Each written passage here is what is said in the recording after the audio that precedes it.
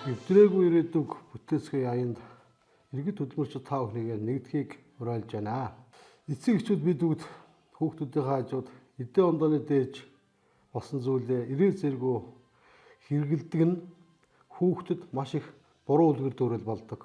Хүүхэд хурдан том болоод үүнийг хэрэгжилж үзэхсэн гэсэн хүсэл мөрөөдөлд автаж байдаг. Энийг бол эрдэмтэн судлаачид тогтоосон. Иймээс цаашид бид бүгд бас энэ зүйлийг хэрэглэхдээ хүүхдүүдийн хажууд биш өөр орчинд хэрэгжилж сурч хэвшмээр байна. Мөн сургуулийн насны сурагчид та бүхэндээ захихад үе тэнгийн дээрлэхэлт гэдгийн эсрэг бүгдээрээ байж сурыг.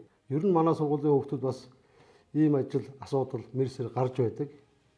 Энийг ив эзмөрөө шийдэж сурцгаая. Эрсдэлгүй ирээдүг бүтээцгээе аянд нэгдэцгээе.